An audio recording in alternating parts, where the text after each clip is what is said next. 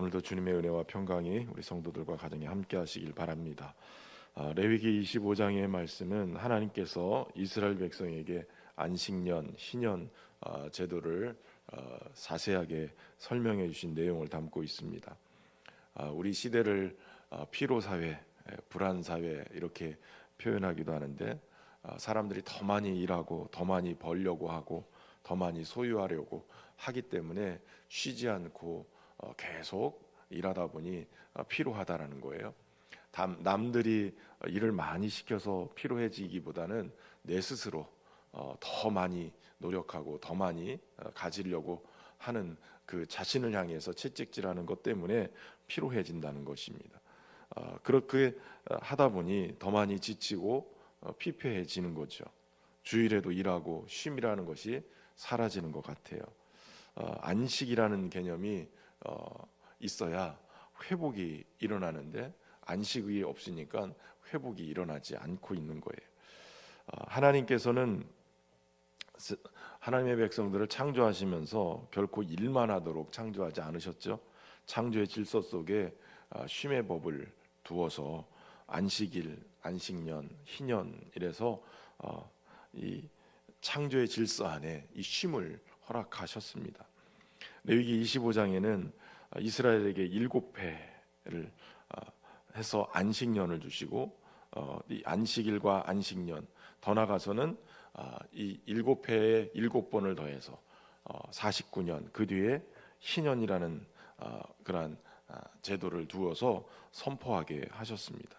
특별히 안식년은 너희 땅에 안식하게 하라라는 명령으로 시작이 되죠. 땅을 쉬게 하는 목적도 있겠지만, 그러나 땅을 쉬고 그 땅에 소산을 거두지 않는 그러한 과정 속에서 아주 중요한 진리를 선포하고 있습니다. 다시 말하면 이 땅의 주인은 하나님이시다라는 거예요.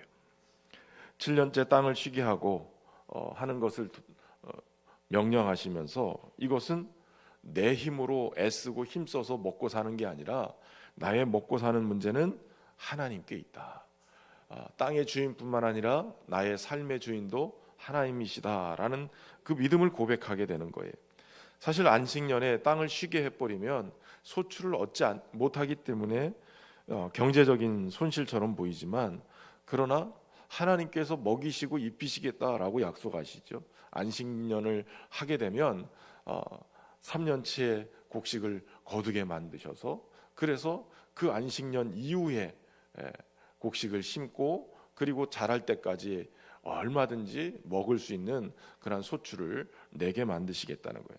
이걸 믿으면, 이 약속을 믿으면 안식년을 쉴 수 있는 거예요. 그러나 이걸 믿지 못하면 그 안식년에도 자꾸 일하려고 하고 그렇게 되는 거죠.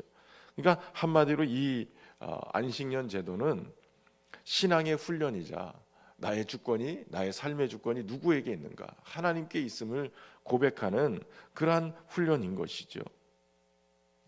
우리가 쉼을 미루고 내가 아니면 안 된다 이렇게 생각하면서 계속 피로 사회로 가고 있는 거예요. 그러나 하나님 말씀하시는 거예요. 땅을 쉬게 하라. 이는 나 여호와가 너의 하나님이 됨을 알게 하려 함이라. 하나님께 우리의 삶의 모든 것을 맡기고 살아가는 것. 근데 여기에서 쉼과 게으름이 다르죠. 쉼은 하나님을 믿는 믿음의 행위로서의 쉼이고, 게으름은 하나님조차도 믿지 않고 자신도 믿지 못하고 그래서 그냥 게으른 거예요. 그러니까 하나님께 맡기고 하나님을 신뢰하는 자만이 진정한 안식을 할 수 있는 거예요. 다시 말하면 여러분, 우리가 주일을 지키고 하나님 앞에 예배하는 것, 이것 또한 믿음의 고백인 거예요. 하나님의 주권을 인정하고 주일을 쉬면서 하나님 안에서 그저 노는 게 아니라 주님 안에서 안식하면서 충전을 받으면서 다시 한번 우리가 예배를 드리며 우리의 신앙을 하나님 안에 세팅을 하면서 믿음으로 살아갈 때, 그것이 바로 안식의 신앙인 거죠. 내 인생의 주인이 내가 아니라 하나님이십니다 라고 고백할 수 있는 믿음의 고백이 우리 안에 있길 바랍니다. 특별히 7년을 7번 안식년 후에 나팔을 불어서 선포하는 50년째 바로 이 희년을 주님 말씀하시죠. 특별히 너희는 그 해를 거룩하게 하여 온 땅에 자유를 선포하라라고 이 자유를 공포하는 그 일을 말씀하세요. 그러니까 이 희년의 날은 회복과 자유의 선포, 이것이 일어나는 거예요. 이 희년의 세 가지 회복이 일어나는데, 우선은 땅이 회복이 되어져요. 땅은 팔 수 없는, 영원히 팔 수 없는 것이다라고 하나님이 정하시는데, 그것이 바로 23절에 보면 땅은 내 것이라라고 주님이 아예 말씀하시는 거예요. 팔 수 없다.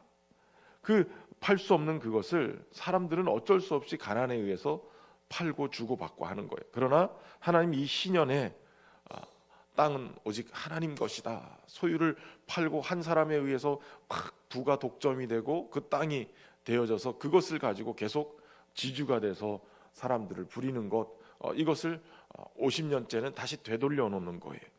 그래서 인간의 소유욕, 이것을 하나님이 제어하시고, 그리고 이 땅의 소유권이 하나님께 있음을 확인하게 만드시는 거죠. 특별히 두 번째는 가정이 회복이 되어져요. 가난 때문에 어쩔 수 없이 땅도 팔고 가족들도 팔려지게 되고, 그래서 흩어지게 되어져요. 결국은 경제적인 실패로 이 노예가 되어져서 이곳저곳으로 흩어졌던 가족들도 희년이 되면 다시 다 돌아오게 되는 거예요.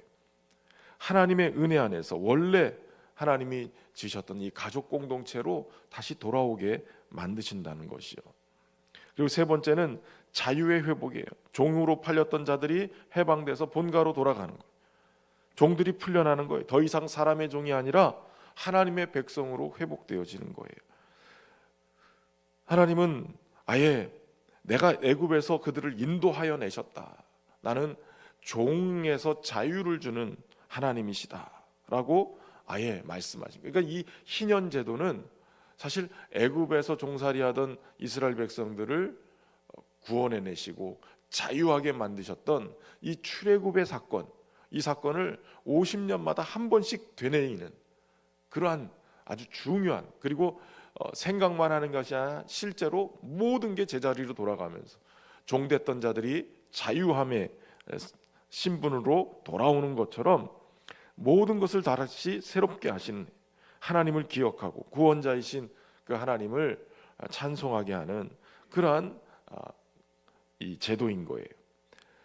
사람이 소유가 아니라 하나님과의 관계 속에서 진정한 자유를 누릴 수 있는 존재인 것을 말씀해 주고 계시는 것이죠. 하나님이 이 제도를 통해서 소유 중심의 세계를 관계 중심의 세계로 바꾸시는 거예요. 그러니까 이 경제가 이렇게 돌아가면서 어떤 사람은 부유해질 수도 있고 어떤 사람은 가난해질 수도 있는데, 그것 때문에 결국은 그렇게 되어지는 이유 중에 하나는 이 소유욕 때문에 그렇거든요. 사람도 소유하고 땅도 소유하고 물질도 자꾸 소유하려고 하는 이 소유욕이 인간에게 있어요. 불안하기 때문에 자꾸 소유하려고 하죠.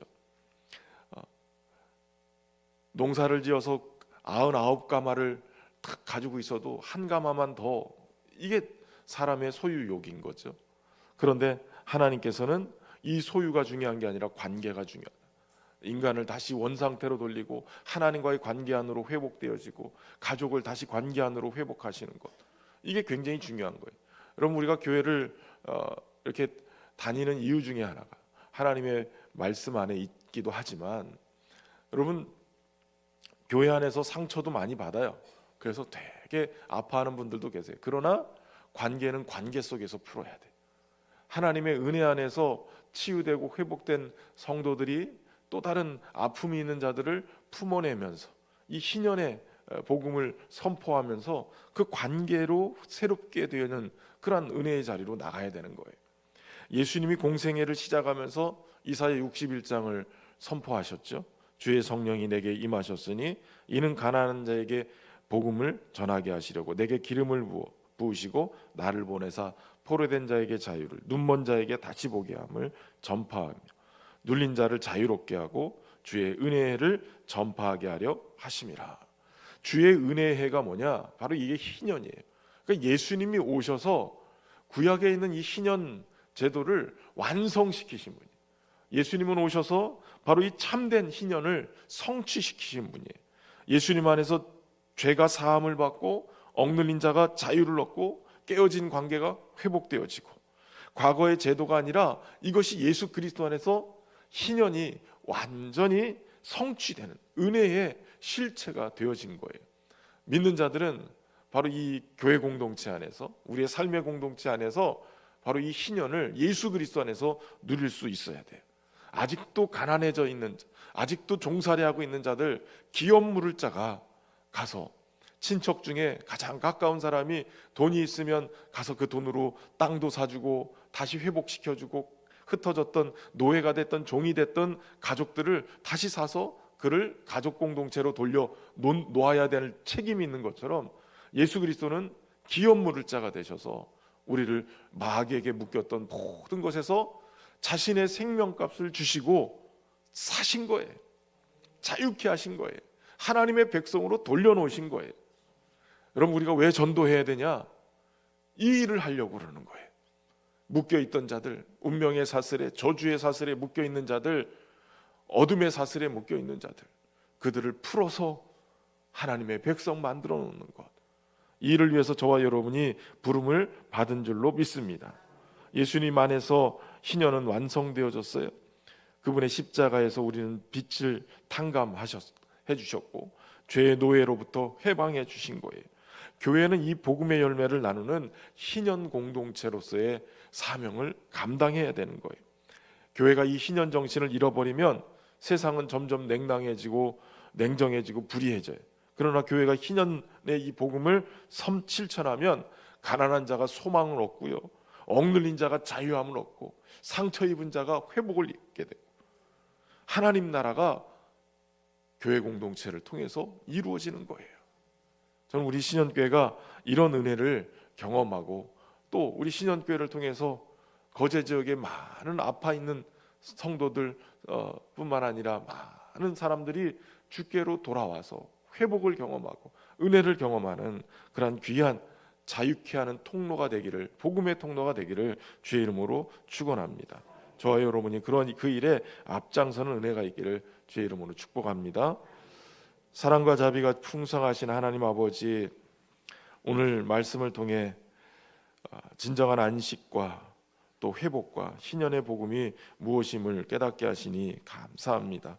오직 주님을 신뢰하고 우리의 삶의 주인이심을 고백하는 믿음의 고백이 우리 안에 있게 하시고, 특별히 우리를 자유케 하시고 치유하시고 회복하시는 하나님의 복음의 놀라운 역사를 우리가 선포하는 나팔을 부는 그러한 믿음의 삶이 되기를 소망합니다.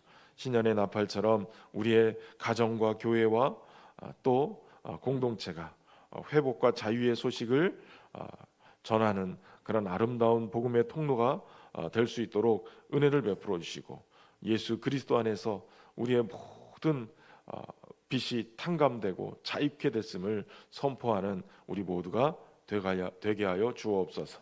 행복으로의 초대, 특별히 후반기 새생명 전도 축제를 진행하고 있습니다. 하나님, 꼭 필요한 자들을, 주님 택하신 자들을 구원해낼 수 있는 그러한 귀한 은혜가 있게 하시고, 우리가 게으르지 아니하고 열심을 내서 이번 계기에 전도하는 생명의 축제가 벌어지게 하여 주옵소서. 가난한 자들을 돌보시고 상처 입은 자를 품으시고 끊어진 관계를 회복시키는 복음의 통로로서 우리 신현교회가 그렇게 쓰여지게 하여 주옵소서. 우리의 다음 세대, 자녀 세대들에게도 이 복음이 흘러가게 하시고, 하나님, 특별히 입시와 진학을, 취업을 앞두고 있는 우리 자녀들을 하나님 복되게 하셔서 그러한 복음의 통로로 쓰임받는 은혜가 있도록 축복하여 주옵소서. 오늘 정성을 다한 귀한 예물 올려드립니다. 기도 제목도 담았사오니 응답 주시되 주님 앞에 이렇게 쓰임받는 은혜가 있도록 축복하여 주옵소서. 은혜로 함께 하시기를 예수님의 이름으로 기도하옵나이다. 아멘.